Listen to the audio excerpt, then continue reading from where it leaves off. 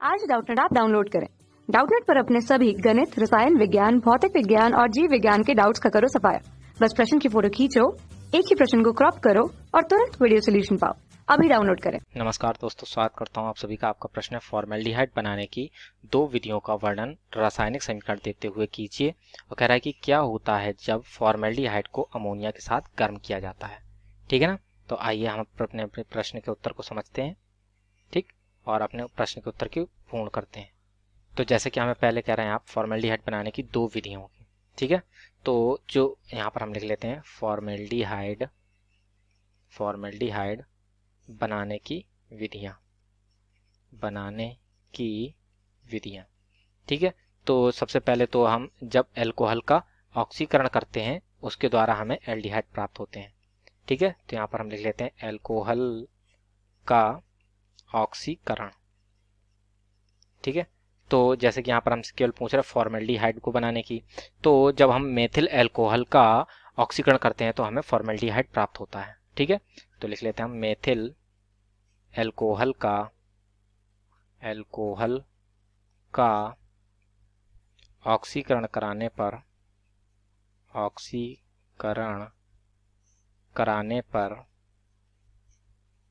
पर फॉर्मेल्डिहाइड प्राप्त होता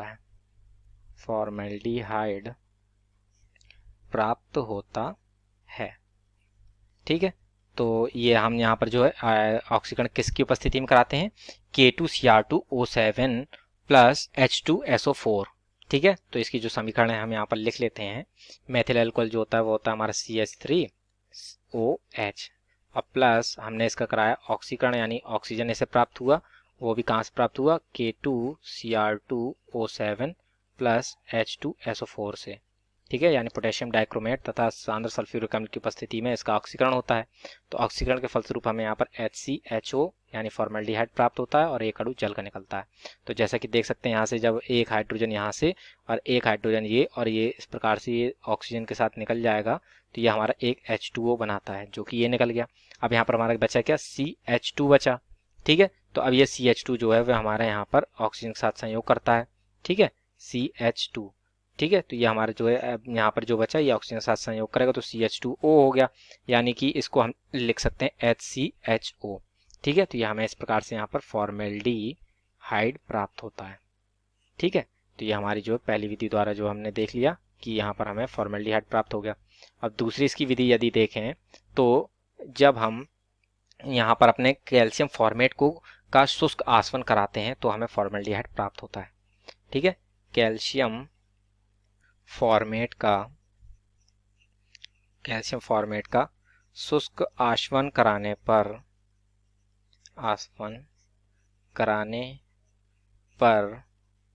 फॉर्मेल्डिहाइड प्राप्त होता है, ठीक है ना। फॉर्मेल्डिहाइड प्राप्त होता है, ठीक है। तो इस प्रकार से हमें प्राप्त होता है।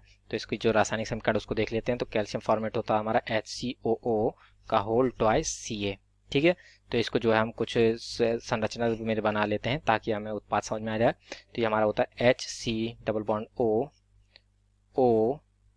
ठीक है ना, और CaO, C+O H, ठीक है ना। तो ये HCOO का होल ट्वाइस Ca होता है, ठीक है। तो जब हमने इसका शुष्क आसवन हमने कराया, ठीक है ना, तो इसके फलस्वरूप यहाँ से हमारा कैल्शियम कार्बोनेट निकल जाता है, CaCO3 निकल जाता है यहाँ से, ठीक है। तो देख सकते हैं यहाँ पर HC+OH हमें प्राप्त हुआ। तो ये HC+OH जो होता है यही होता है हमारा फॉर्मेल्डिहाइड, ठीक है। फॉर्मेल्डिहाइड होता है ये हमारा, और यहाँ से हमारा कैल्शियम कार्बोनेट यानी CaCO3 निकल गया, ठीक है। तो इस प्रकार से ये कैल्शियम फॉर्मेट के शुष्क आसवन द्वारा हमें फॉर्मेल्डिहाइड प्राप्त होता है, ठीक है। तो इसकी हमारी दो विधियां हमने देख ली जिसके द्वारा हम फॉर्मेल्डिहाइड को अपना बनाते हैं, ठीक है। तथा अब इसको कह रहा था कि यदि हमने अमोनिया के साथ इसकी अभिक्रिया कराई तो क्या होगा, ठीक है। तो ये भी लिख लेते हैं हम। तो NH3 के साथ, ठीक है ना, NH3 यानी अमोनिया के साथ अभिक्रिया, ठीक है। NH3 यानी अमोनिया के साथ अभिक्रिया, ठीक है।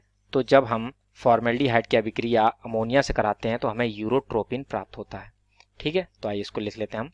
फॉर्मेल्डिहाइड हाइड की अभिक्रिया, ठीक है ना, फॉर्मेल्डिहाइड की अभिक्रिया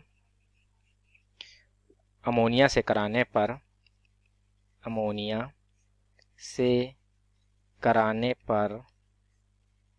यूरोट्रोपिन, ठीक है ना, यूरोट्रोपिन प्राप्त होता है। ठीक है, यूरोट्रोपिन प्राप्त होता है, जिसे हम कहते हैं हेक्सामेथिलीन टेट्राएमीन भी कहते हैं। ठीक है, तो इसके लिए जो रासायनिक समीकरण वो देख लेते हैं हम।